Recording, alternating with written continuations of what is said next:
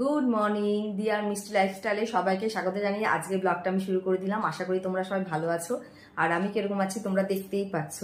তাহলে আজকে ব্লগটা শুরু করছি। আজকে তোমাদের সাথে শেয়ার করব একটা রেসিপি, সেটা হচ্ছে রুই পোস্ত। আগে তোমরা শুনেছো কিনা জানি না, খুব সুন্দর রান্না এটা, মানে খেতেও খুব টেস্টি হয়।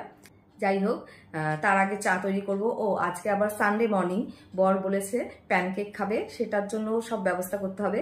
তাহলে তোমরা ব্লগটা দেখতে থাকো, আর ততক্ষণ গিয়ে আমি চাটাও তৈরি করে নিই তাড়াতাড়ি করে।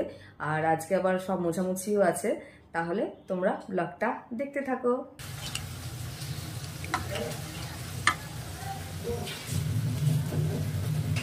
আজকে সকালের টিফিনে আমরা প্যানকেক খাবো, তাই গরম গরম প্যানকেক তৈরি করছি। একটা হয়ে গেছে, একটা হচ্ছে, এখনো বাকি আছে। এখন রান্না করতে যাচ্ছি রুই পোস্ত।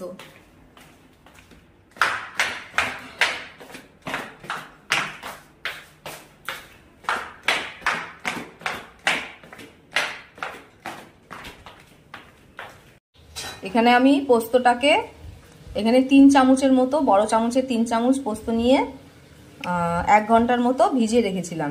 তার সাথে কাজু দিয়েছি কিছুটা, একসাথে এবার বেটে নেব। এই যে পোস্তটা আমি ভালো করে বেটে নিয়েছি, আর এখানে পোস্তটা আমি ঠান্ডা জলেই ভিজিয়ে রেখেছিলাম, তোমরা পারলে গরম জলেও ভিজিয়ে রাখতে পারো। একটা পেস্ট করব, তার জন্য কয়েকটা কাঁচা লঙ্কা নেব, আর কিছুটা আদা দিয়ে দেবো, আর কয়েক কোয়া রসুন। এটা এবার ভালো করে পেস্ট করে নেব। মাছটা একটু নুন আর হলুদ দিয়ে মাখিয়ে রাখবো 10 মিনিটের মতো। এবার এটা আমি 10 মিনিটের মতো রেখে দেবো, তারপরে ভালো করে ভাজবো।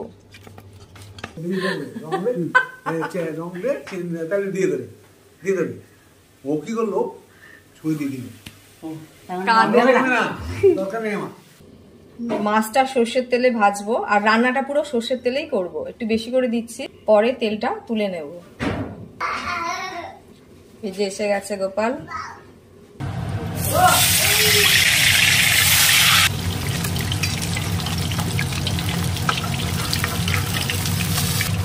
মাছগুলো এরকম লাল লাল করে ভেজে নেব।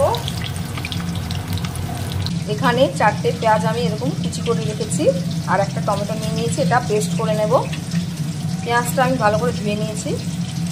এখানে অনেকটা তেল আছে, তাই কিছুটা তুলে রাখবো।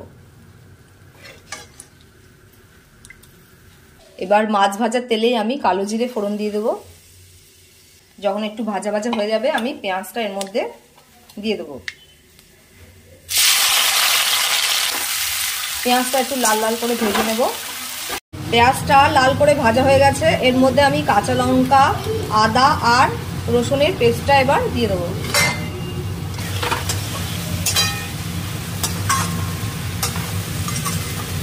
এবার ভালো করে একটু কষিয়ে নেব। স্বাদ মতো একটু নুন দিয়ে দেবো, আর 1 চামচের মতো হলুদ গুঁড়ো। কিছুক্ষণ কষানোর পর এবার আমি টমেটো বাটাটা দিয়ে দিচ্ছি। যখন আর একটু তেল বেরিয়ে আসবে, তখন পোস্ত বাটা দিয়ে দেবো। মশলাটা আমি কষিয়ে নিয়েছি, এবার পোস্ত বাটা দিয়ে দিচ্ছি। পোস্ত বাটা দিয়েও একটু ভালো করে কষিয়ে নেব।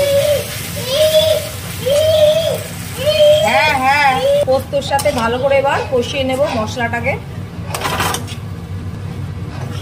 স্বাদ মতো একটু চিনি দেব,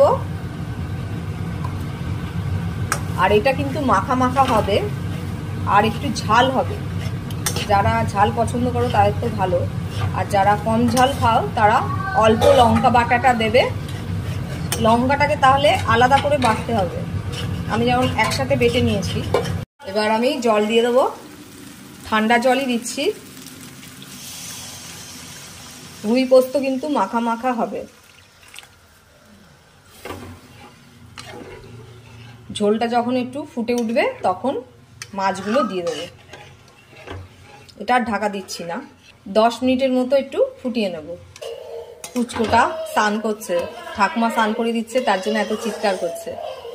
ঝোলটা এখানে ভালোই ফুটে উঠেছে, এবার আমি মাছগুলো দিয়ে দেবো।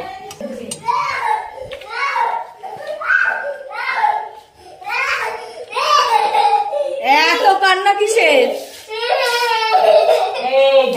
মাথায় জল দিয়েছে, মাথায় জল দিয়েছে।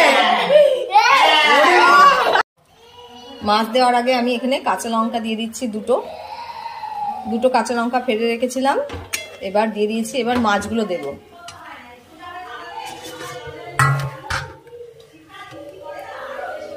এই যে মাছগুলো সব দিয়ে দিচ্ছি।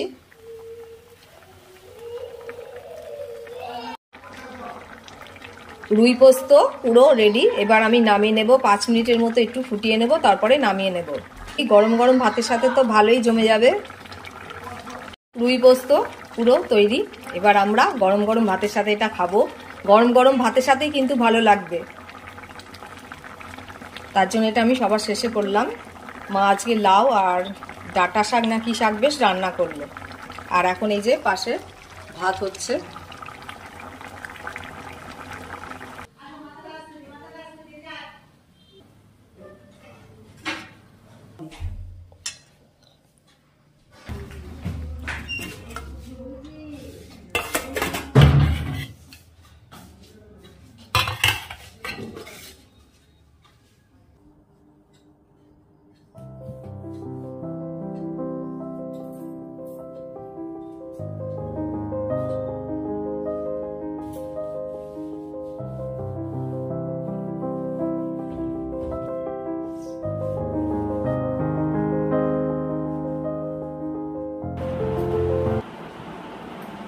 এখন একটু বেরোচ্ছি, বাপের বাড়ির দিকে যাব, তারপরে 2টো চুড়িদার করতে দেব, ওই দোকানে যেতে হবে। তাহলে তাতে করে বেরিয়ে যাই রেডি হয়ে। বাবা এদিকে আসো। যে গোপাল রেডি হয়ে গেছে। গোপাল দেখো কি করেছে, পুরো ঘরটাকে সব এলোমেলো করে রেখেছে খেলনাগুলো। চলো, জুতো পরবে, চলো আসো আসো, চলো তাড়াতাড়ি তাড়াতাড়ি।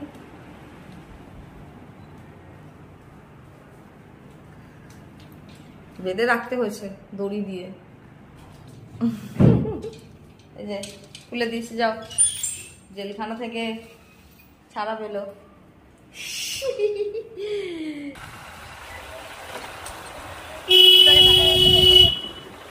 ব্যবসার ইয়ে আলাদা, এমনি আলাদা, এমনি নাও ঠিক না। ব্যবসার জন্য ব্যবসার হ্যাঁ কমিশন পাবে আলাদা। এই যে চুড়িদার তৈরি করতে দিয়ে দিলাম, এবার বাড়ি যাচ্ছি, বাড়ি যাব। অনেকক্ষণ টাইম লেগে গেল, এখন আমার দিদি দিচ্ছে, ওর হয়ে গেলেই বাড়ি। দাঁড়া তোমাদের চারটা একবার দেখায়। এই একটু আগে বাড়িতে ঢুকলাম, এখন 10:30 বাজে। আর ড্রেসটা পাল্টে পুচকুটাকে খাই দেবো প্রথমে, তারপরে আমরা খাবো। তাহলে আজকের রেসিপিটা ভালো লাগলে একবার অবশ্যই ঘরে ট্রাই করবে তোমরা সবাই, দেখবে খারাপ লাগবে না, ভালোই লাগবে। তাহলে আজকের ব্লগটা আমি এখানেই শেষ করছি। ভালো লাগলে একটা লাইক, শেয়ার আর সাবস্ক্রাইব করে দিও চ্যানেলটাকে। ঠিক আছে, সবাইকে শুভরাত্রি, ভালো থেকো, টাটা।